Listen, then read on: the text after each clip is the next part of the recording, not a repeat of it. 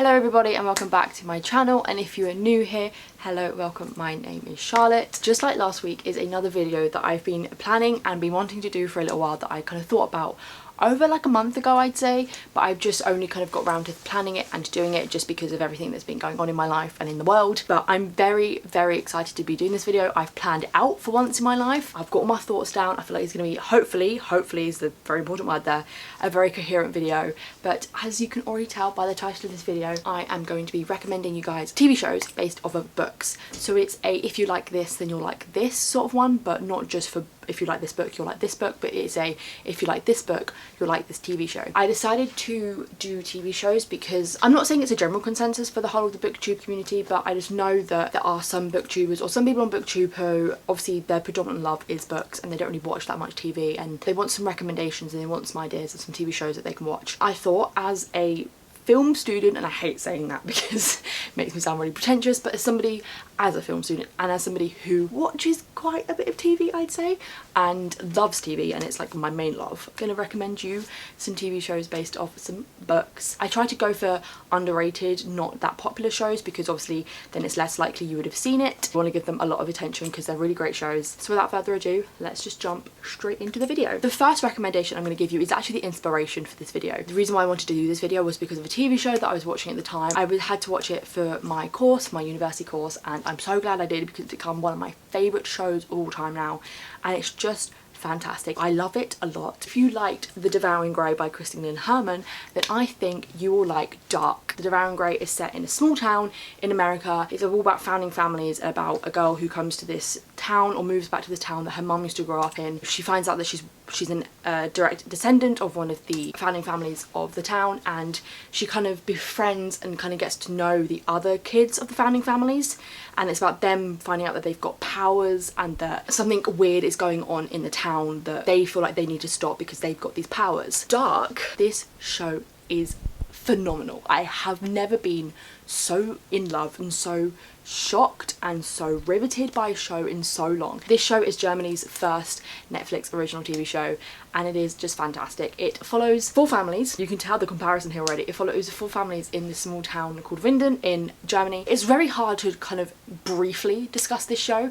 Schon vor Wochen ist in der Kleinstadt Winden ein 15-jähriger Junge auf mysteriöse Weise verschwunden. Und nun alarmiert ein weiterer Vermisstenfall die Bürger der Stadt. Keine Spur, nichts. Als hätte er sich in Luft aufgelöst. Alles ist genauso wie vor 33 Jahren. Alles wiederholt sich. Winden has secrets, and the families, there are four main families, they are all interconnected and that they all have secrets. You were taken on the biggest ride ever because you're going, wait, so that person's connected to that person through that, and that's connected and that's connected and that's connected, and you're just there like, oh my god, it's mad. I've never gasped, I've cried, and I've just got so oh my god about this show. It is incredible and the acting is amazing. I can't wait for season 3, which is hopefully still coming out in June. It is just so mind-bending, and then once you've kind of watched it all, it's so great to go back with what you know to kind of piece it together and be like, oh my god, that makes sense now, and oh my god, I see what they're doing there, and oh my god, I can't believe that they connected that so early on in the series. I love it so much that I'm writing an essay about it for university. So if you like The Devouring Grey by Christine and Herman, I definitely think you're gonna love Dark. Please give Dark a watch. It is fantastic. The next recommendation I'm going to give you, it's actually based off two books I haven't read, but I really wanted to recommend this show because these two books I feel like have been doing their rounds on BookTube. Even though they might not be the most loved books on BookTube at the moment and they're quite mediocre, I really wanted to recommend this TV show because it's a very obvious TV show to recommend off based of these books. Just wanted to recommend it because it's my absolute love and I've loved it ever since I was a kid. If you liked The Guinevere Deception or Once and Future, you're gonna love, and I think anybody's gonna love it anyway, Merlin. So it's pretty obvious why this is a recommendation, why I've recommended this TV show of these books, because these books obviously are from Arthurian legend, are a retelling of the Arthurian legend, and Merlin is about the Arthurian legend. I love Merlin with my whole heart. I remember watching it, the first ever episode when it aired in 2008, I remember watching it the day it came out because I was very excited for it. I thought it was a really cool TV show. I was 9 years old and I was very excited, and this TV show took me on the biggest journey of my life, became a really big important part of my life, and when it ended in 2012 I was wrecked. I was destroyed. I didn't like it. But this show is just fantastic and I rewatch it all the time. It's like a peak BBC like late 2000s, early like 2010s BBC Family show. You can tell that it's BBC, and you can tell that it's obviously aimed for the like family slot on like Saturday evenings. It's peak comedy, peak comedy. I laugh all the time, even when there are serious moments and they're in battle and they're having to like, you know, really serious deep moments. The characters will still crack a joke because they love each other. That's another great thing about this show, is how much love there is in it. Not just love as in there is romance in it. There is love in terms of friends and family and found family. There's so much found family in this. It's brilliant. The love for doing what you know is right and sacrificing stuff for the people you love. This show is about a young Merlin who comes to Camelot to kind of just work for the court physician, but then ends up becoming Prince Arthur's manservant. And they form a friendship while Merlin discovers that he is destined to protect Arthur and to make sure that Arthur becomes the greatest king of all time. I love it so much. It has shaped me as a person. And also so many gay undertones. It's got so many gay undertones without them meaning to and without them realising. Merlin and Arthur are boyfriends. Merlin, tell Leon what we're doing. I'm teaching him some poetry. Poetry? I love poetry. I was as surprised as you are. He can't get enough of it. I'll leave you to your poetry then, my lord. It just still holds up as being one of the greatest shows I've ever watched. Not just because of nostalgia, but just for what it's about and what it stands for. I should say that obviously Dark is on Netflix, and Merlin in the UK it's on iPlayer and Netflix, and I think in America it might be on Netflix as well, but don't hold me to that. The next recommendation, this TV show once again shaped me. It's a very recent show, it came out last year. It shaped me, it has changed my life. If you enjoyed The Rest of Us Just Lived Here by Patrick Ness, I think you're gonna love Years and Years. So The Rest of Us Just Live Here is about people who are not the chosen one. When the chosen ones and demigods and all the special, amazing kids protagonists of these fantasy books are out there saving the world, what's happening with the other kids? What's happening with the kids who are just in the background of all these books? And I really enjoyed this book, and I think it really highlights the mundane and really highlights the mundane people and the other people. And this, in a sense, is what Years and Years does. It's written by Russell T Davies, who brought back Doctor Who and has done so many amazing shows. It follows the Lyons family from Manchester, and it starts in 2019, and it spans about 15 years, going from 2019 to 2034. In 2019, you see, you know, they're just a normal family. You know, you've got 2 brothers, 2 sisters, they're all adults, and they've got all their families, and they're still very close connected, and they've got their gran who they stay very close connected to. They're very close-knit family, and they're just a very regular family. And then the first episode we get fast forwarded 5 years. 30 years time, 10 years, 5 years. What's it gonna be like? And the world awakes to a second term for President Donald Trump. The president you get, you deserve. In the new island Hong Sha Dao, which means the island of the Red Sand.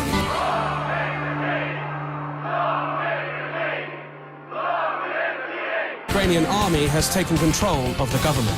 They have invited the Soviet army into Kiev to maintain stability. And it's following how all these events and these things happening in the world affect this family. It's about how everything that happens in the world can affect those people, can affect anybody, and how it's not in their control, but then also how they can put it in their control. They can take control of it and change what they don't like about the world. Just how what we should be doing a lot with the world. If we don't like something, we should change it. The show is celebrating the everyday person. It also is a very emotional show. I just want to give a pre-warning. Please don't hate me. If you watch the show, please don't hate me for the emotional wreckage you'll go through. Like, it's not my fault. I'm recommending it to you because I love this show. Sue Russell T Davies, do not sue me. It is just fantastic, and it has completely changed my life because it really emphasised what I want to do when I'm older. It really kind of told me that I want to work in TV, and that in an ideal world I would love to be making shows and being part of the process of making shows like this that completely can change people's lives and can be completely and utterly amazing. It has one of my favourite gay couples in it. They're just brilliant and I love them. It is available on iPlayer in the UK, and it was aired on HBO in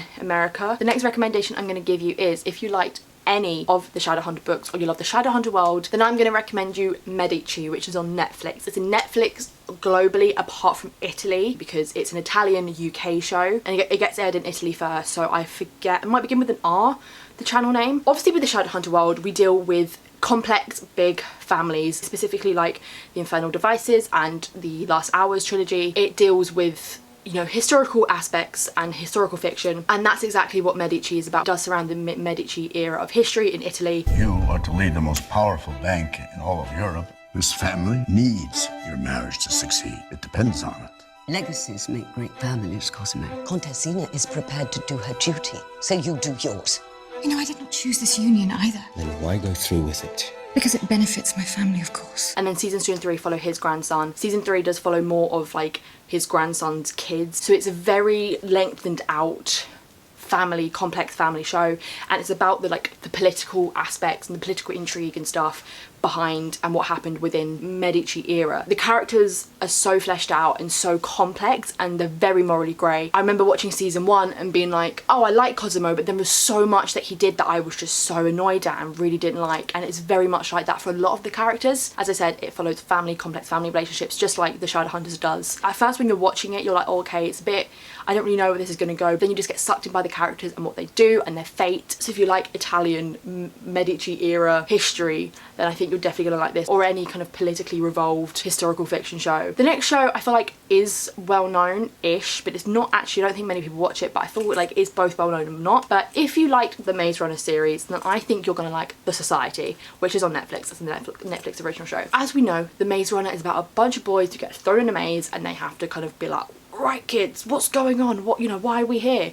We've got to survive. We've got to, do stuff for ourselves. We have to survive with what we've got and also work out why we are here and how we can get out. The Society is set in modern day, and it surrounds these high school students who are about to go off on this kind of trip, and they're on the bus and they're like driving, and then they're like, oh, we have to turn around, something's happened, we have to turn around and go back to school. Your parents will be contacted, they'll pick you up from the school. But when they get back, no one's there. None of the parents are there to pick them up, and they're trying to call their parents, being like, oh, maybe they're not here yet, maybe they got the timings wrong. They're trying to call them and they go, there's no service, so we can't call our parents. Anybody in this town that wasn't on those buses have disappeared. Everything that kept us safe is gone. Why aren't you scared of me? There's no civilization here, not until we start one. When we all fall asleep, where do we go? Just putting these ideas in their heads. Now they made her queen. Careful. Say it, spit it out. You like the way things are? What is it exactly? Today I'm thinking about What did you have in mind? things that are deadly. We're not gonna ask for power, we're gonna take it. It's still very kind of like cliche high school-esque feel, and like some of the things that happens is, but at the same time it's a very good look into what would happen and how people would react and how different people react in this sort of situation. It becomes a very interesting, almost psychological study into what teenagers, obviously it's fiction, but what teenagers would do if they were thrown into this situation where they just have to suddenly survive. What I also love about the show is how diverse it is. We've got characters of colour, we've got a character who is deaf and gay, and he starts his relationship with this jock guy, so it ends up breaking those stereotypes, and they have the cutest relationship ever. I would die on a hill for them, and it has some really great female characters in it, because it's in essence some of the female characters are the ones to take charge. It also deals with abuse within a relationship. One critique I have of the show is that they don't really concentrate on the people who are trying to work out what the hell's happened to them and why they're here, and that only happens as a cliffhanger almost. So that's my only critique about it, but it's really good. I think I really love it in the sense of a fictional study into what kids would do in this situation. The next two shows are both very underrated, but the first one I'm going to go for I think is the most underrated. My recommendation for this is, if you liked The Nowhere Girls by Amy Reed, then I think you'll like Three Girls. The Nowhere Girls is set in this high school in this town where a few years ago this girl accused this kind of football jock guy of raping her, but the town kind of ran her out because, they want to protect the image of their star football jock player. Then a few years later, Three girls decide to fight for that girl and fight for the sexism and the kind of rape culture that is within their school. Obviously it deals with rape culture, so it's very hard hitting. Three Girls is based on a true story, and as the title says, it follows three girls. You follow Holly, who has just recently moved into the area, and I think it's set in Rochdale. She wants to make some new friends, so she makes friends with these two girls in her area called Amber and Ruby. When she makes friends with Ruby and Amber, they'll go into, I think it's either like a fish and chip or a kebab shop, and they'll go in, make small talk with the Pakistani men who run the shop. We also follow this sexual health clinic woman. The woman who works there starts to notice and starts to get a bit suspicious and worried about these girls. There's no such thing as a child prostitute. What there is a child who's been abused. The 9 men have been released on bail. How many victims? 47. And when they went to the police, nothing was done about it. No one bothered. What do you think that does to a kid? We treat them as human beings and we say we're sorry. What is the point if a jury is not going to believe she's telling the truth? I watched her interviews and I believed her. Huge trigger warning on this show. I just want to put that out there. And it's about how the woman working in the sexual health clinic really fights to get these men convicted. It is so heartbreaking, but it's so well done. It's 3 episodes and it is on, I think it's on Netflix in the UK. I don't know about in the US or anywhere else. It is one of the most harrowing and emotional shows I've ever watched, but so important and impactful at the same time. It's one of those shows that afterwards you're just there like, oh my god, I need to just think and I need to process all this. And the final recommendation I have to give you is a lot more fun. If you like any of the popular gay books, if you like stuff like Red, White and Royal Blue, Simon versus the Homo sapiens agenda and Heartstopper, if you like LGBTQ plus stuff, you will like, and I love this show so much, I need to rewatch it, you will love Queer as Folk. There is an American version of this show, but I'm recommending the original English UK version, and it is just fantastic. Once again created by Russell T Davies. This was one of the first shows in the UK. Basically it was the first show in the UK to be centred around and to be completely about gay people, and it follows these 2 friends, Vince and Stuart, are very much part of the gay scene in Manchester. You two, you're like a married couple. Except we're not shagging. That's a married couple. Did I mention I've got a baby? I mean, it's brilliant, but it's weird.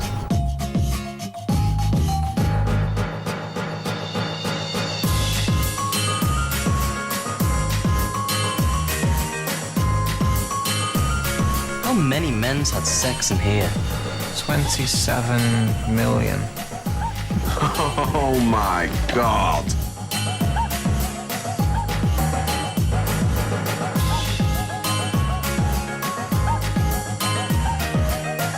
Some boys don't come out of the closet, they explode.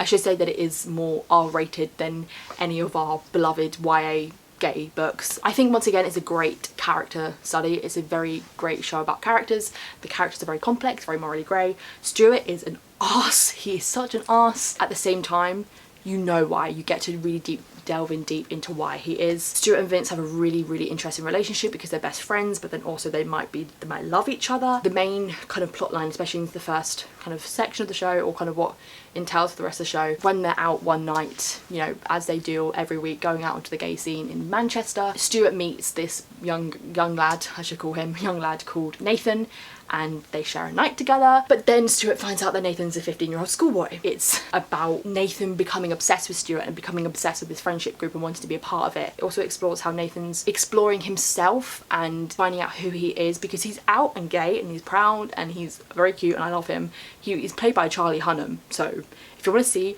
a baby Charlie Hunnam, hit this show up. When he's at school, he's very much like very bold and very brave because he's around people his age, because he's very proud and out, and he's like, yeah, I'm gay, I don't care. But then when he's with people like Stuart and Vince who are older than him and are more experienced in the gay community, he's more like reserved. Those 3 characters are just brilliant, and it's a very great look into the gay community. Sometimes when shows do this, they kind of give gays a special treatment and they kind of make them just seem like great people, not morally grey sort of people. But with this, it's kind of like, just because he's gay doesn't mean he can't be an arse, and doesn't mean he's not an arse.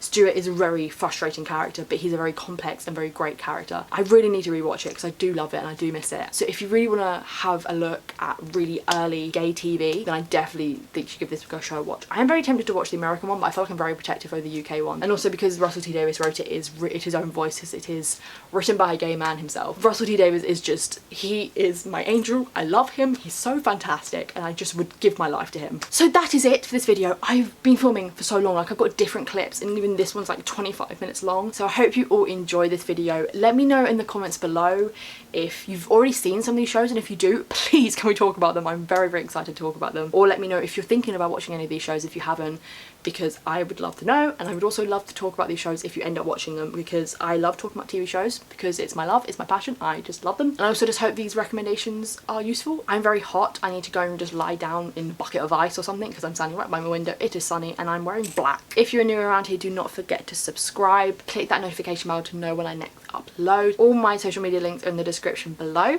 And if I can't think of anything else to say, go watch these amazing TV shows.